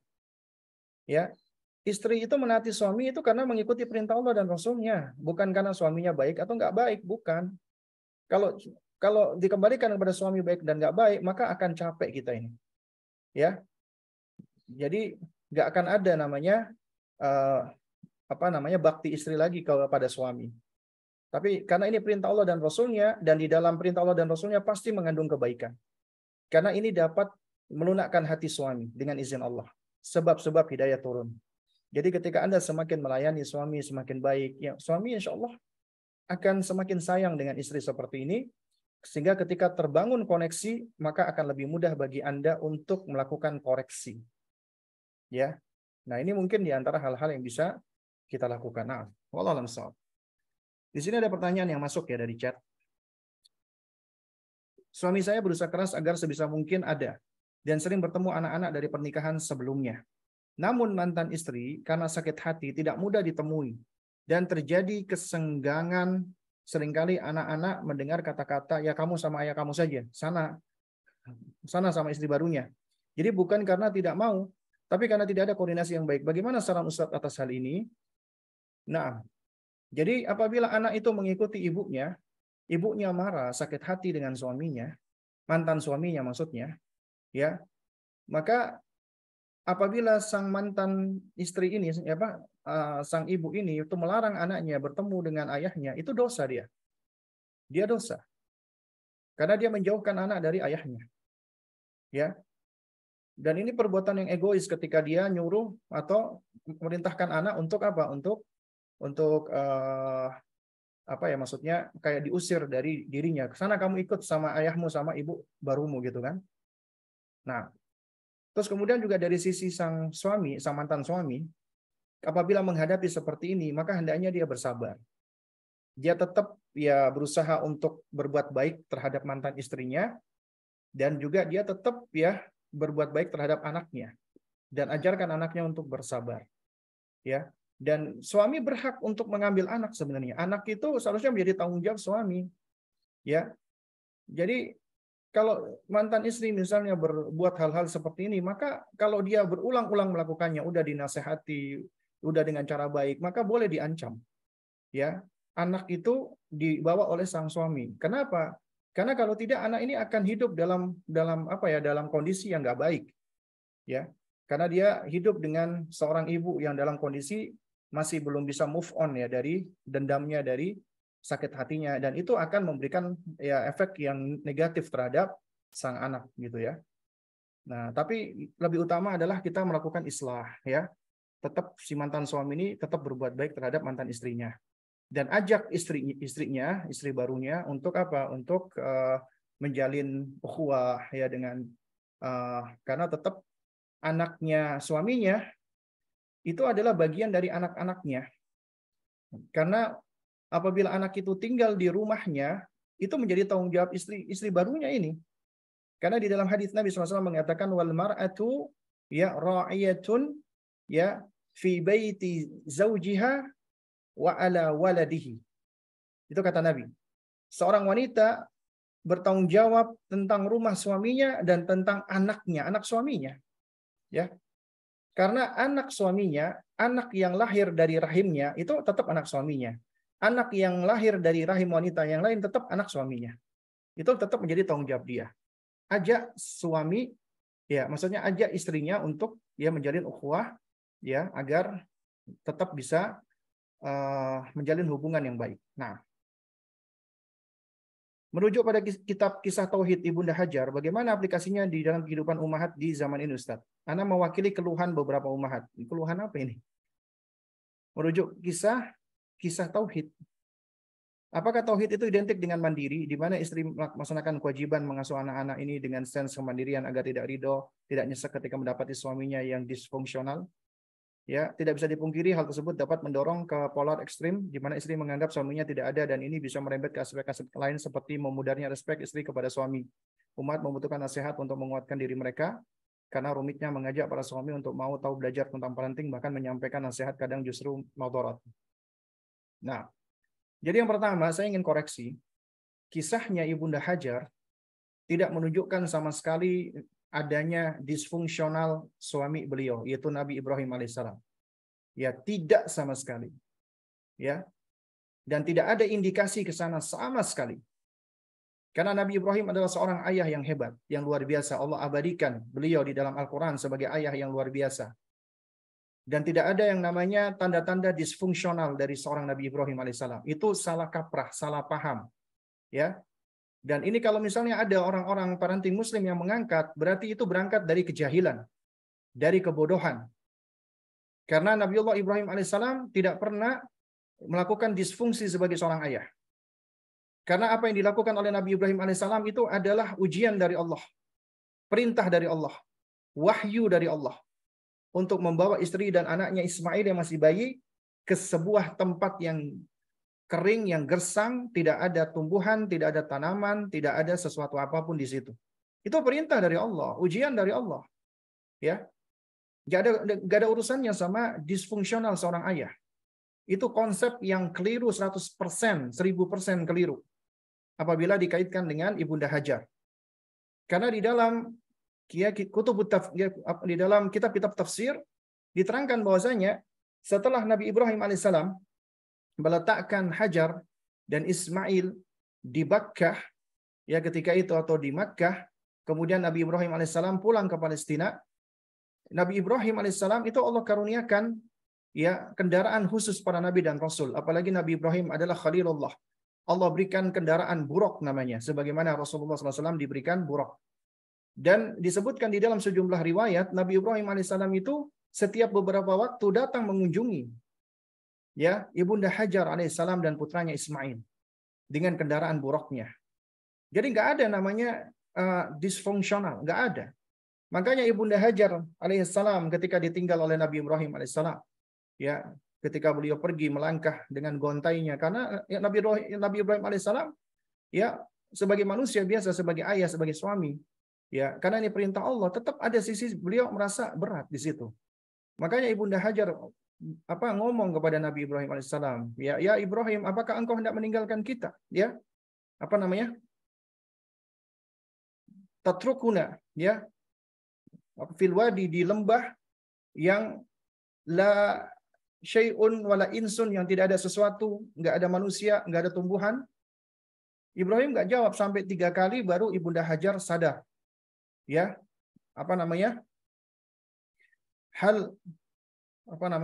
amarakallahu bihadza, apakah Allah yang perintahkan Anda dengan hal ini? Kemudian Ibrahim mengatakan iya. Beliau mengangguk. Kemudian apa jawaban Hajar alaihissalam? Ya, idzan idhab, kalau gitu pergilah engkau ya Ibrahim, wahai suamiku. Ya, innallaha lan yudhayyana. Allah enggak akan apa? Allah tidak akan menelantarkan kami, ya. Allah tidak akan menyia-nyiakan kami. Yaitu keimanan seorang Ibunda Hajar alaihissalam. Nah, jadi suatu hal yang keliru dipahami disfungsional, atau ada seorang suami, bapak-bapak juga sama pakai argumentasi, karena ini suatu hal yang juga saya pernah ditanyakan. Ya, ketika bicara tentang suami yang sibuk kerja, nggak ngurusin anak, argumentasinya Nabi Ibrahim alaihissalam. Ya, itu keliru, nggak tepat itu istidlalnya. Nah, lalu kemudian apakah tauhid itu identik dengan mandiri? Yang perlu kita pahami bersama, ya, Allah jadikan manusia itu lemah, dhaif. Allah tahu tentang kelemahan manusia. Karenanya ketika Allah menciptakan Nabiullah Adam alaihissalam, Allah tempatkan di surga. Surga itu apa kurangnya coba? Tapi Allah tahu ya bahwasanya ada yang kurang dari sisi Nabiullah Adam alaihissalam. Kemudian Allah ciptakan pasangannya, Ibunda Hawa alaihissalam. Untuk apa? Liyaskuna ilaiha. Agar dia bapak kita Adam merasa tenang dan tentram dengan Ibunda Hawa alaihissalam. Ya. Allah jadikan manusia itu berpasang-pasangan, makhluknya berpasang-pasangan. Karena secara asal kita lemah, kita butuh pasangan kita. Ya. Jadi kita boleh saling mengandalkan satu dengan yang lainnya, saling bersandar satu dengan yang lainnya. Tapi Allah tetap mengingatkan, ya, sebetapapun yang kita andalkan itu makhluk, tetap lemah sama seperti kita. Tidak sepatutnya kita mengandalkan secara mutlak makhluk-makhluk Allah, tapi Allah yang seharusnya kita andalkan. Kita boleh ngambil pelajaran dari kisahnya Nabi Ibrahim alaihissalam, dari Ibunda Hajar. Karena tetap yang memberikan rezeki ketika Ibunda Hajar sendirian bersama dengan Ismail, ya, karena perintah Allah ini. Bukan karena egois, bukan karena disfungsional, bukan. Ibrahim lakukan ini karena perintah Allah. Ya. Nah, sementara bapak-bapak yang melakukan ini bukan karena perintah Allah, tapi karena perintah hawa nafsu, syahwat, egoisme. Jadi nggak sama gitu kan. Nah, jadi kita belajar bagaimana tawakalnya seorang Ibunda Hajar alaihissalam. Dan juga bagaimana Ibrahim alaihissalam yang bertawakal, ya, beliau titipkan keluarganya kepada Allah Subhanahu wa taala karena tidak ada yang paling bisa menjaga titipan kecuali Allah Azza wa Jalla. Nah, jadi tetap yang menjadi sandaran utama kita adalah Allah Subhanahu wa taala. Adapun diuji dengan suami yang sulit diajak belajar, itu sebenarnya udah dijawab tadi ya di pertanyaan sebelumnya. Maka itu ujian dari Allah Subhanahu wa taala ya. Dan ini sudah saya jawab. Ya, silakan merujuk ke jawaban saya sebelumnya. Nah. Ini kok sama lagi nih. Bagaimana sikap saya ketika suami qadarullah masih suka temperamen kepada anak-anak? Anak kami perempuan dua-duanya, yang saya takutkan anak kami akan takut dan berjarak dengan ayahnya karena takut. Sikap saya diam ketika suami marah. Tapi apakah dengan diam itu lebih baik atau saya harus membela anak-anak? Padahal kadang kesalahan anak-anak kami pun tidak begitu fatal. Kecuali disuruh sholat tidak langsung dikerjakan, itu saya tidak ikut campur. Syukran jazakumullah khairan. Nah, ya sebenarnya tidak sepatutnya seorang bapak bersikap keras, kasar kepada anaknya, apalagi anak perempuannya. Itu nggak patut. Jadi apabila seorang istri mendapati suaminya bersikap kasar, bentak-bentak anaknya, ya, apa yang dia lakukan? Jangan diputus. Maksudnya jangan dibela langsung anaknya atau di stop. Tapi dia dekati suaminya, ya, dia duduk di sampingnya. Ketika suami berdiri, kita tarik harus tangannya dengan lemah lembut untuk duduk. Kemudian kita usap-usap punggungnya, ya, sembari kita berzikir, ya, agar dia tenang. Jadi intinya kita berusaha menenangkan suami. Nah, kemudian kita lakukan dua hal. Pertama kepada anak, kedua kepada suami. Yang pertama kepada anak, ya. Jadi yang kita lakukan kepada anak adalah kita sampaikan agar anak bersabar. Kita sampaikan sebenarnya abimu tuh sayang sama kamu, nak, ya. Nah, jadi tapi kenapa Abi kok marah-marah sama aku? Ya, nak, jadi sebenarnya Abi itu marah sama kamu karena kadang-kadang orang marah itu karena kebaikan kita. Ya, intinya kita ajarkan kepada anak kita tunjukkan abinya sayang. Ya. Terus kemudian kita minta agar anak kita memaafkan abi. Nanti Umi insya Allah akan ngomong sama abi ya, supaya kalau ngomong baik-baik. Itu boleh kita sampaikan. Nah, kemudian baru kita kasih masukan ke suami kita. Sampaikan dengan cara baik-baik. Ya, jelaskan bahwasanya nggak sepatutnya ngomong sama anak itu kasar, bentak-bentak, marah-marah, apalagi anak perempuan. Jelaskan itu bisa mempengaruhi kejiwaannya. Kalau suami ngeyel, suami nggak mau terima, ya udah, ya. Kalau misalnya dia ngeyel, dia nggak mau terima, Anda nggak bisa memaksa dia untuk menerima nasihat Anda. Doakan dia. Dan kemudian kita tetap berusaha agar dia merubah mindsetnya. Bisa jadi dia dalam kondisi masih emosi. Bisa jadi dia dalam kondisi ego. Ngapain ini aku dengerin istriku kayak, atau misal jadi dia dalam kondisi yang denial misalnya. Ya, dia masih menolak. Ya, jadi berikan dia waktu. Nah, sembari nanti kita coba ajak dia ketika ada kajian parenting dan yang semisalnya. Ya. Ini hal-hal yang bisa kita lakukan, ya. Dan kemudian juga bisa misalnya kita nitip ke ustadz yang suami kita ngaji padanya untuk memberikan nasihat agar berlemah lembut terhadap anak, ya, atau yang seperti itu. Saya termasuk fatherless, berusaha memaafkan, tapi sering muncul kembali trauma. Bagaimana cara agar tidak terus-terusan muncul rasa benci ke ayah? Ketika Anda sudah berusaha memaafkan, ya, maka insya Allah itu sudah cukup. Adapun melupakan itu urusan lain. Karena kita nggak bisa memaksakan suatu hal yang menjadi hal yang trauma, kemudian kita lupakan begitu saja. Suatu hal yang nggak bisa. Tapi kalau kita maafkan, kemudian kita ridho, ini bagian dari takdir Allah, ya. Insya Allah di sini ada hikmah, ada pelajaran. Kemudian kita memberikan uzur kepada ayah kita karena ayah kita belum belajar, ayah kita masih jahil, ayah kita begini dan begitu. Insya Allah dengan berjalannya waktu, ya, kita akan semakin lapang, ya. Mungkin masih ada perasaan jengkel, marah, tapi insya Allah itu semakin lama akan semakin pudar. Kenapa? Karena kejengkelan, kebencian, dan dendam itu tidak kita kasih nutrisi. Artinya kita tidak tenggelam di dalam hal tersebut. Kita move on, ya. Tapi kalau misalnya kita terus menyuburkan perasaan ini, maka akan terus-terusan. Kita akan sulit untuk keluar dari ibaratnya kubangan ini, kubangan kebencian, kubangan kemarahan, ya. Jadi kita akan sulit untuk move on. Nah, banyaknya kasus kejahatan ayah ke anak membuat saya takut dekat-dekat dengan ayah.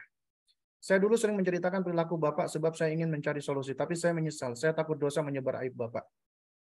Sebenarnya ketika kita menjelaskan keburukan, kejelekan, itu tidak mesti ghibah, tidak mesti membongkar aib. Ya, karena ada kondisi-kondisi di mana kita perlu untuk menceritakan keburukan-keburukan tersebut dalam rangka untuk mencari solusi. Ya. Karena tidak semua menceritakan aib itu dosa.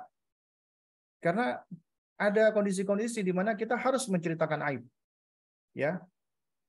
Nah, bolehkah menjadikan suami sebagai figur ayah karena sosok laki-laki? Karena sosok laki-laki dari keluarga saya, menurut saya tidak ada yang lebih baik daripada suami. Loh, memang suami sebagai figur ayah. Oh, maksudnya figur ayah bagi Anda.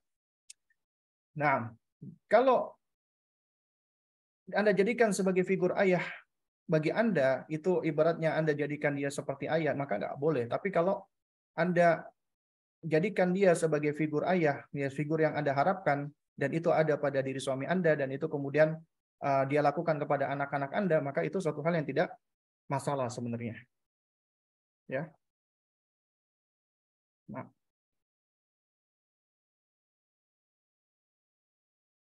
Anak kami merupakan cucu pertama. Nenek kakeknya minta kami LDR-an agar saya dan anak tinggal di rumah nenek kakek. Bagaimana baiknya Ustadz?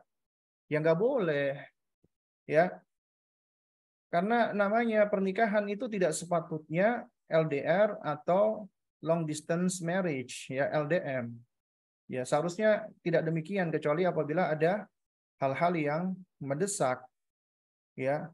Jadi kalau misalnya liburan ke tempat kakek nenek boleh-boleh saja, tapi kalau pindah ke kakek nenek, ya, kemudian berpisah dengan ayahnya, itu nggak boleh kecuali ada kondisi-kondisi mendesak, misalnya kakek atau nenek lagi sakit, nggak ada yang ngurusin, ya. Jadi selama masih dalam proses pengobatan, ya misalnya sang istri bantu menemani. Atau bisa jadi solusinya ya kakek atau nenek yang sakit dibawa ke rumah. Jadi tidak sepatutnya ya menjauh, itu nanti malah akan menimbulkan masalah.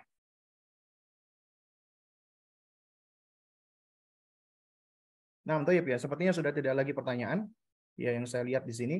Dan ini juga sudah pukul 11:30 ya. Jadi insya Allah kita cukupkan dulu sampai di sini ya.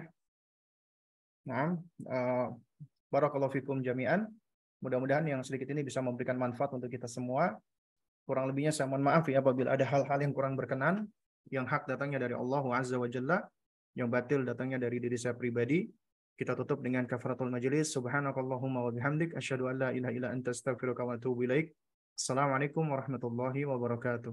Waalaikumsalam warahmatullahi wabarakatuh. Jazakallahu khairan Ustadz.